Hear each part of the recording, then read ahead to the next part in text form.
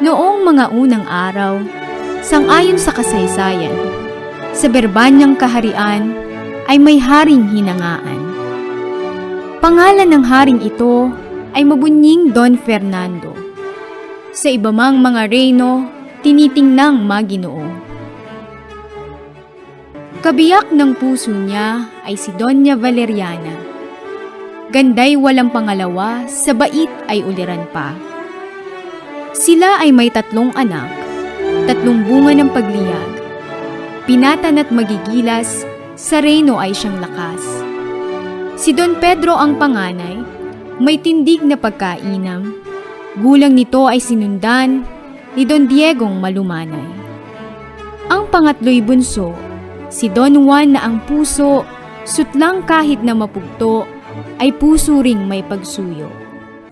Ganito ang napagsapit ng haring kaibig-ibig. Nang siya ay managinip, isang gabing naiidlip. Di umano'y si Don Juan, bunso niyang minamahal, ay nililo at pinatay ng 2 tampalasan.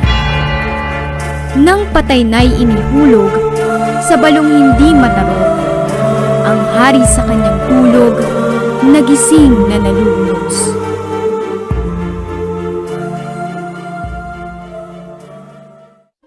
Dahil dito'y nangayayat, naging parang butot balat, naratay na't nababakas ang dating ng huling oras. Sa kalooban ng Diyos, may nakuhang manggagamot. Ito na nga ang nakatalos sa sakit ng haring bantog. May isang ibong maganda, ang pangalan ay Adarna. Pag narinig mong kumanta, sa sakit ay giginhawa.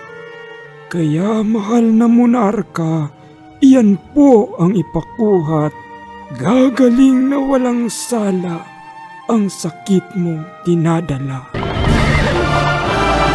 Nang sa haring mapakinggan, ang hatol na kagamutan, kapag dakay inihusan ang anak niyang pangalan.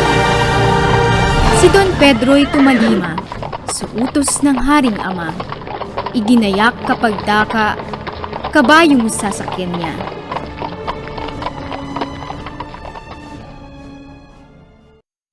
Sa masamang kapalaran, hindi sukat na asahan. Nang sumapit sa ibabaw, kabayo niya'y namatay. Sa masamang kapalaran, ang prinsipey nakatagal. Narating ding mahinusay ang tabor na kabundukan. May namasdang punong kahoy, mga sangay mayamumong, sa nagtubong narorooy, pukod tangi yaong dahon.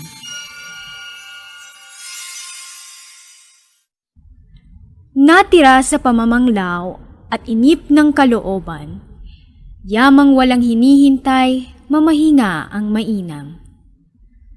Tila naman isang tuksot, kasawian ni Don Pedro, ang adan ng may engkanto, dumating ng di na inu.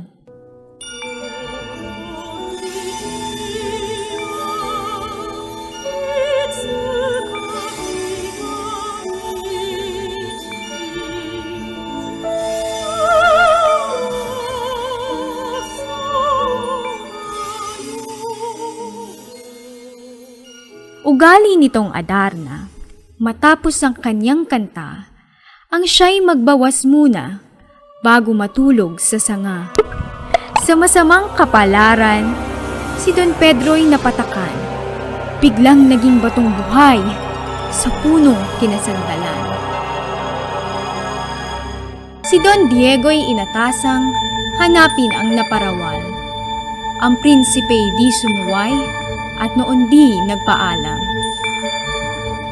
Hindi niya nalalamang siya pala'y nakadatal. Sa tabor na sadyang pakay, tikit ay di ano lamang.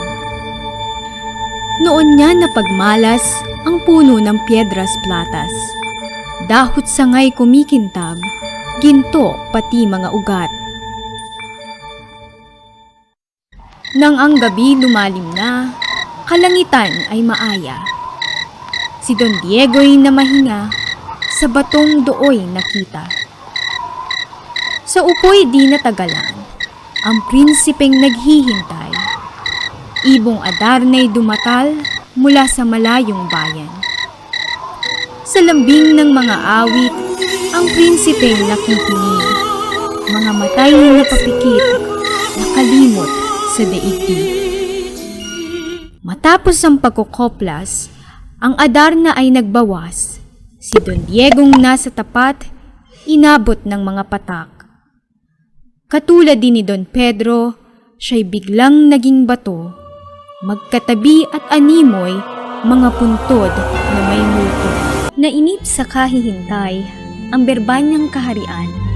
Amay hindi mapalagay, lumubha ang karamdaman. Ama ko'y iyong tulutan, ang bunso mo'y magpaalam.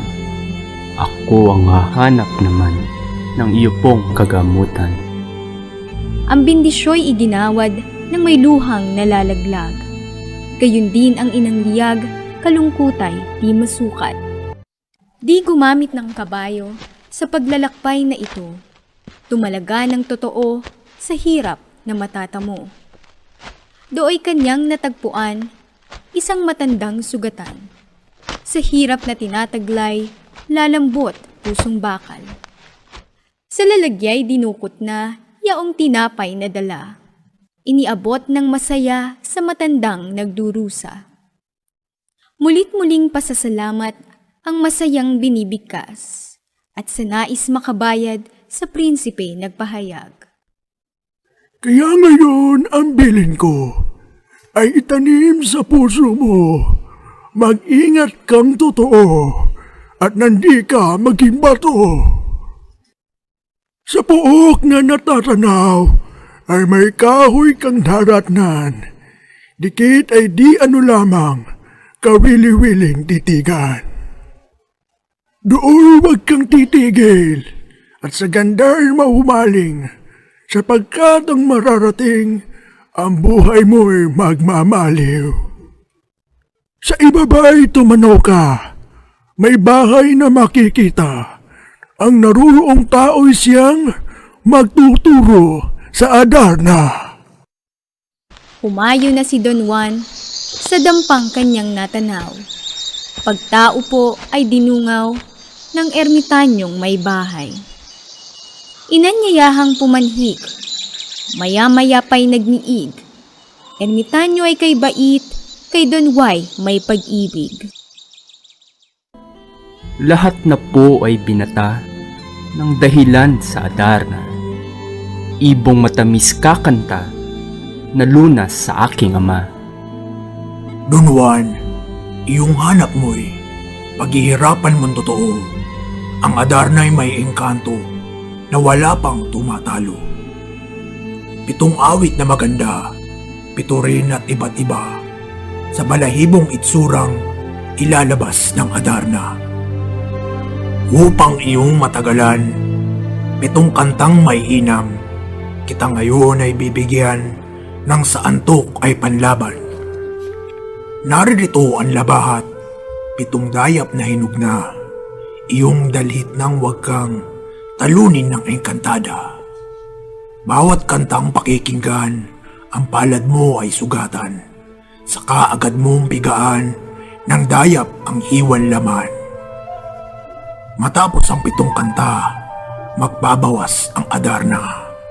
Ilagang mapatakan ka nang walang isa'y magdusa. Dalhin mo rin itong sintas, pagkaginto ay matingkad.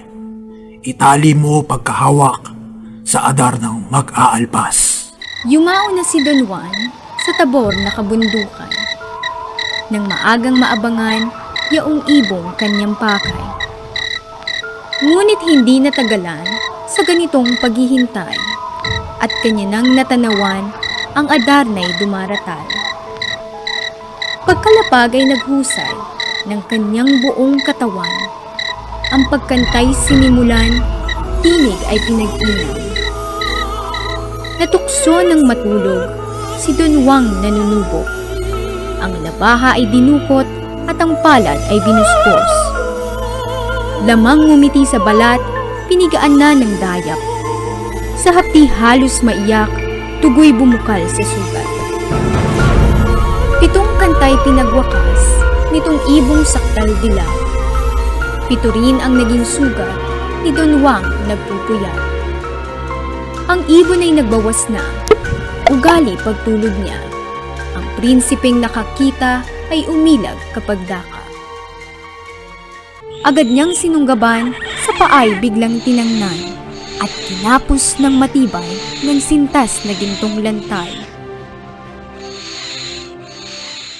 Sa katuwaang tinamo, halos di magkandatuto. Ang Adarna ay pinangko, dinala sa ermitanyo. Sa kaanang ermitanyo, Iyan ba nga ay kunin mo? Madali ka at sa iyo'y merong iuutos ako. Kunin mo ng tubig iyan. Ang 2 bato'y busan. Nang sa bato'y magsilitaw ang 2 iyong mahal. si Don Juan ay sumalok ng tubig na iniuutos at sa batong nakapunkod, dahan-dahan ibinuhos.